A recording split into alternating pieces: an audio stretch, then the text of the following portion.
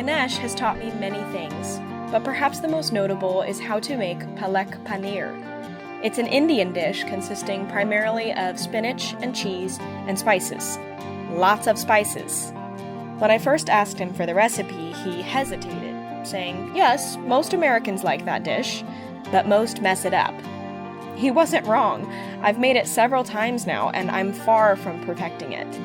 I'll text him while I'm in Aldi, sending pictures and asking for the best American substitute for irreplaceable Indian spices.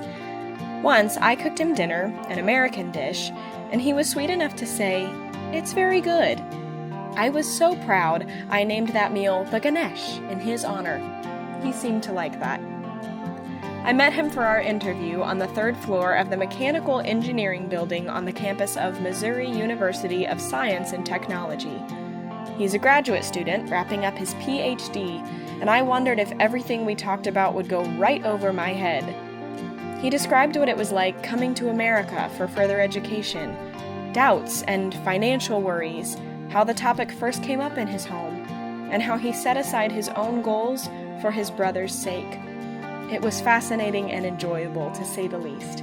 Listen in for yourself.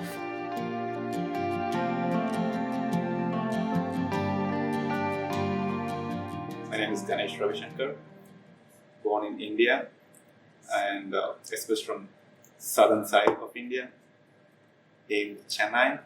Chennai? Yep, perfect. And came here 2 years for higher education. That's not anything planned. I wasn't planning to come to US at all. I wasn't interested, to be honest. I wasn't interested at all. Why weren't you interested? I'm curious. Because in the beginning, back in India, you got your bachelor's? so we were just studying and trying to get a job. It's Yeah. already hard there. Okay? Yeah. Getting jobs is not easy, and Okay. our concentration was just to study and get a job. And so usually when we finish our bachelor's, we write the exam and then we step into the country. Right. That's the process, usually. But at that particular time, my family was having some financial issues. Okay. So we dropped it. Or we dropped that idea of me coming here. Okay. But I already got a job, and as soon as you got a job, you get lazy and you don't want to try something different, or you already have a job, you're earning, and plus it pays you a lot. And Yeah. I was single and I can have all the money I want or having fun. Right. Why would I go and pursue this if I'm already set with a job? That's the mentality for 2 months or 3 months. And things were going hectic in job process. While working, it was like you have to work late nights. Oh, okay. And the worst part was, in my job, the client is US. So the timings are like 12 hours off. So morning off here is night there. So we need to work at the night at some time so that we can communicate here to the US. What was your job? Usually my job is it's called quality assurance testing. So I did that for like 3 years. After I was getting bored there, my brother, who finished his bachelor's. Is he older or younger? Younger, 2 years younger. He finished his bachelor's and he already got a job as well. Okay, and he was going for a job for a couple of months or something, and he wants to go to US. That's where the topic started in our family. That's the second. You had never even mentioned an interest to your family, except the one when I said financial problems. I dropped the idea. So maybe a little bit you talked about it, but it was never acted upon. No. Okay. Zero. Okay. And then he initiated the topic. Even then, I was like, it's not going to work. It's not going to happen, or things Were your parents? Were they against it, or no? Just they were just thinking about whether they can send the sons to the financial problems or anything like that. Yeah. That's the only concern they have. Mm-hmm. Not like. Plus, of course, there is one immediate thing. It's called love, not to. Because my mom is always seen growing up with. Yes. Right? It's hard to send her boys to a different. She never did that. So she was like, that's a shocking news after when we left. I'm sure. She was hell shocked, I would say. Yeah, that's when he initiated the topic, and the topic became really aggressive at some point. Like, every day or every hour. It's very common. And I was a little pessimistic, I could say. Like, you have to pass this, you have to Right. How do you think this is going to actually work? Exactly. But me, I was already started to work, and all the mathematical descriptions or analysis was already off of my mind. But after a particular instant, my mom, she always wants to give equal opportunities to both sons. So she felt like, if you want to go, your brother should go first. Oh, she told that to your younger brother? Your brother should go first because higher priority, because he's already an elder than you, and he's like, I need both of your lives to be settled, or you both can go. That's how she said. Okay. And we're like, okay. At that point, he himself said, we won't have much money to fund both, right? He was a little practical. It is true. That's a big investment. Yeah. He was a little upset at some point because both cannot go. No, family will be driven into financial crisis or something if both people leave. But my mom was stubborn. Like, when she said both, then I started to think about what needs to be, what can I do. I was afraid after that. I have to read. I have no knowledge of what's going on because it's been 3 years. Right. I already forgot all the concepts, and you asked me to read English or those synonyms or big words. There are like 1,000 or 2,000 words we have to memorize. Yeah, we're ridiculous. You don't even use these here, you know. This is the hard part. And the thing was, we have to memorize those. I have literally no concentration to do that. And there is another exam for MBA for business. Yeah. So that's way harder than GRE. That was fun. Yeah. Because there was me and there was just only one girl who was just reading that business thing. It was so fun because I completely lost all the concepts in my mind. I don't... You remember nothing going in. She's also not much, I wouldn't say very intelligent. I would say she was also on my part. And it was so fun because the teacher, whatever they're saying, we couldn't understand. We were literally looking like two dumb people knowing what is happening. But slowly I was doing my hard work after that. Yeah. Because now you were taking it seriously. And after I finished my job, I come home and start studying. It was hectic. Yeah, no kidding. Job and this thing was hectic. And I studied. I didn't do well in the business exam, but I did well in the GRE as planned. Applied for 5 to 4, 6 universities. Okay. Did you know at the time if you had one as a priority or that you really wanted Missouri S&T? No, I didn't want Missouri S&T. You were just applying? I didn't want Missouri S&T. You didn't at all? I didn't at all. How come? Okay. It's true. Because we already, in India, the thing is MIT, Stanford. I mean, I look for the top ones. Yeah. If you're going to come all the way. Exactly, right? And investing so much money, right? Yeah. And the worst part here is, usually when we apply for schools, we usually apply for like top 2, bottom 2, and medium middle 2. So... Was Missouri S&T at the bottom? Oh no! It was not on my list, to be honest. It wasn't even on the list? Not in my list.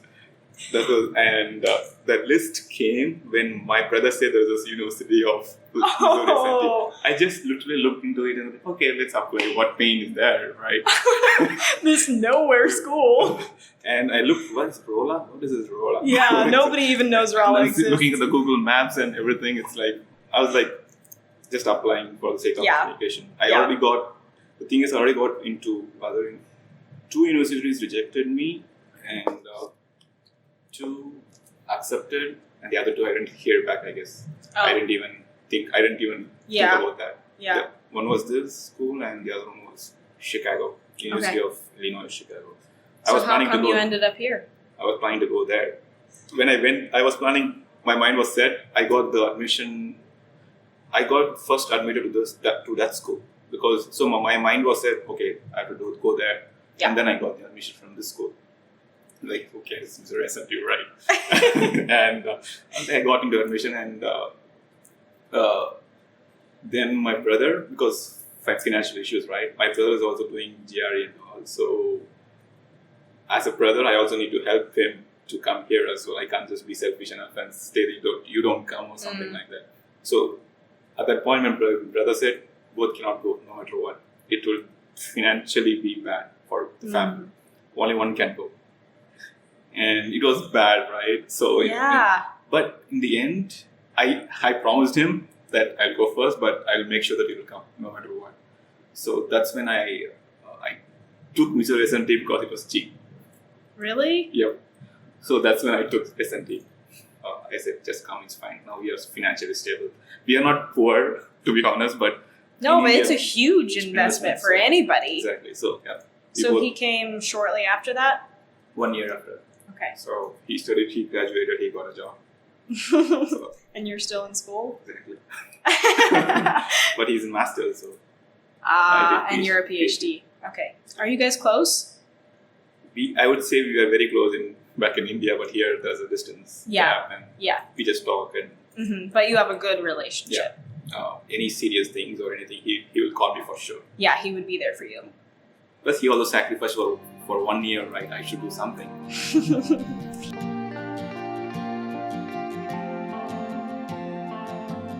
Do they visit very often? So we're here. This was the first time they came. It was the first time? And you've been here for how many years? For 4 years. Oh, wow. How often are you able to go back? To India? I just went once. Yep. Wow. It's not like I don't want to go or... No, I understand. You can't just hop over. But that's such a long period of time. Oh, yeah. Do you miss them? Oh, my family, I usually, I should say yes. But the right answer here is yes. But, we just make Skype calls or face You do what you have to do. They usually say that I've changed after coming here, not much love or affection or something. Because I used to be there, right? And yeah, so of course. there's a change here. So yeah, so she was like, yeah, you changed or something. No, I didn't. Usually in India, we have this famous thing. After you go to US, you've changed. You've changed. So, but nothing of a big concern. I'm curious, what did you used to be like? Used to be like in the sense Like, what were you like in high school? I wouldn't say clown or a popular guy, so I would say a regular person. A person whom students or my friends would think, okay, he's smart enough or in exams or when it comes to... You were smart. That's what people think. But I was, not to be modest, I'm saying I'm not, but I just study. Clearly you are to be able to get where you've gotten. Maybe I just hard work or something. Well, I will just bet that I could put in the same amount of hard work and not be able to do what you do. But I appreciate your modesty. Yep. What are you hoping to do after school? Do you want to stay in the States or you want to go back home? For now, I would say yes, stay in the States. Okay. But let's see how the future holds or how the future changes. Okay. How you change. Oh, yeah. You went away and changed. Exactly. Okay. Maybe, who knows. Tell me about moving to a new country and that transition. And I hated it. You hated it? I was like, why am I coming? Or why do I do this? In the first semester, I wanted to turn back to India. As I said, all the mathematical analysis of everything gone or everything is wiped out from my brain. So when I came here, I took 3 courses and all the 3 courses were very hard for even the ones who were staying here. And it was a disaster. I didn't know what I'm reading in the beginning. Man. Actually, for Indians, people will say Indian people are good in math. Usually that's what people think. So that's what I used to think to myself that I'm good at math. I came here and when I saw those equations, I'm like, this is going to be hard. This is insane. And I want to turn back or within a couple of weeks or 3 weeks or something like that. It was very hard. Or whatever the teacher says, something is like, so foreign language or something. Yes. All those equations, that's what I felt. It was like another foreign language. It was so hard. There was a girl, so I used to walk and she also took the same course. So I said hi to her and she also said hi. She was an American. I was asking I was struggling very badly in homework. Very badly. I was desperate enough to find someone to help me out. Someone on the street, no less. Just to help me. So she was, she said, I said it was very hard to solve these problems. And then she said there are some solution methods or something like that. Yeah. Like solution method. I didn't know those things. I was literally zero. So solution methods, I didn't understand that. So after that we walked to the class and that was it. But after that, I figured out there's a solution manual for all those books. Okay. And I was so desperate to find the solution manual online on everything. And I figured out there was one. I was like, no matter how much expensive it is, I'm going to buy it. Yeah, I need this. I bought it, in fact. Wow. And I studied for some time. And then I kind of did some hard work after that. Yeah. So after that, I got the flow. It took me a lot of 2 months to get the flow with the struggle. It was just 2 months of really, really hard work. Plus, I took 2 other courses. And probably not very much sleep. No. The first exam was with his course. I got 68 out of 100. I was so embarrassed. Because it was with your advisor. And I was approaching him for funding as well. Oh, with man. 68 out of 100, I was so shocked. And that was like I was a disaster or something. Then afterwards, I started studying hard. And I got good grades after that. Well it was done. hard for the first 2 semesters or something. I believe it. What about relationally and making friends and meeting people? Were you just so inundated with school at the beginning in the beginning, yeah. Even people come and talk with me. I was like, okay, sure, I can help them out, but not much into making friends or anything because I'm struggling there. Yeah. You can say I made some friends who used to come and talk with me, text me, call me for help. About help and tutoring help. And exactly. Okay, here's a question. If you hadn't done engineering, what would you have done? What are other interests and skills? Actually, it's a wrong question, I guess, to an Indian because when parents' motivation is always driven through either become a doctor or an engineer from the childhood. Okay, because that's where you get paid more, or that's where your life gets settled. So your parents' motivation. So those were really your options. Options of getting there, or that's from the childhood. You can't get into arts or musical things, or those just aren't options. It's very hard in India, to be honest. Even if you try to go there, either your life will be very bad or you will struggle a lot. Mm-hmm. Maybe few people might climb up the ladder and become big stars, but the opportunities are, the probability is very less. Okay. So for engineers, you always have a safer option. You always find a job, have a normal, regular life, not a millionaire or anything, but a good, stable life. Are you happy being an engineer? Do you like it? Actually, there's a childish, silly thing, I would say. I watched on TV series called House MD. What? You were on House? No. Watched. Oh my goodness. I was like, what? No. Watched. Secret Life of Ganesh. No. Okay. Oh my god. I'm going to tell everyone I know that you were on House. It was my favorite, till now, my favorite TV series. Okay. Not even Game of Thrones or anything like that. But okay. It was when I thought if I have known the TV series beforehand, I would have pushed my dad to pay that much amount or whatever the amount is, and I would have become a doctor or something. I usually thought like that. Because of that? Yeah. It was an inspiration. Yeah, so sometimes you maybe wish that you would have gone the doctor route. Yeah. Okay, I'm going to ask a personal question, and you can answer it how you like, or say if you prefer not. But yeah, or you can ignore it. But did that feel... Do you look at that as being really restrictive? Which one? That you always knew you only had 2 options. Actually, I never thought like that. Because your mentality is like the 2 options were given from the childhood, right? And when I look back, maybe I could have done this, done that. I haven't thought like that because I know that I couldn't have done better in arts. Yeah, I didn't regret or. So even now, there's not something different that you might think, oh, I would have loved to do that if I had had the opportunity. No regrets. Because if I think like that, then your life will be hell. Yeah, you'll be unhappy. Yeah, that's true. What is something that's unexpected about you? Something that somebody that doesn't know you real well might not know about you.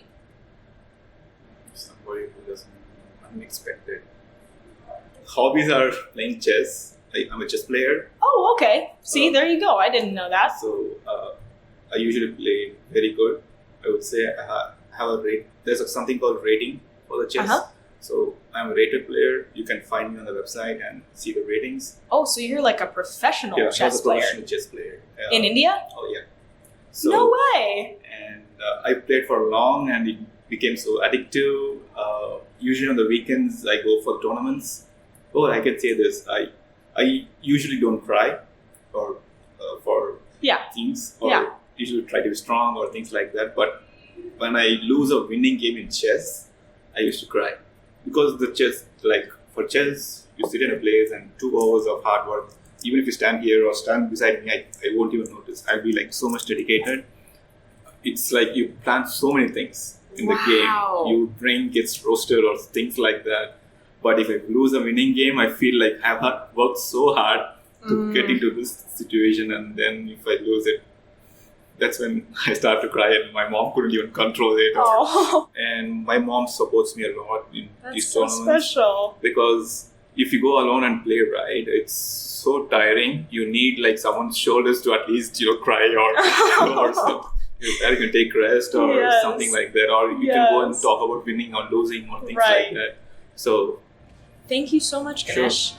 I really enjoyed this. Really? Thank you. Yes, absolutely.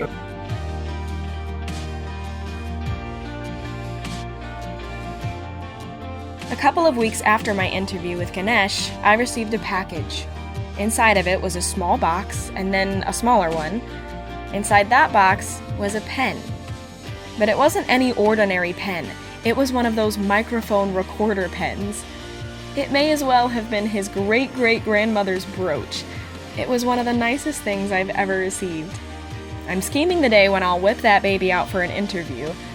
Maybe I'll save it for the day I finally perfect Palak Paneer as a celebration. As always, you can find bonus content at our website, youneverasked.org, and all other links are listed in our show notes. Music for the show was created by Nathan Hall and artwork by Ashley Crutcher and Jenny Brewster. You've been listening to You Never Asked.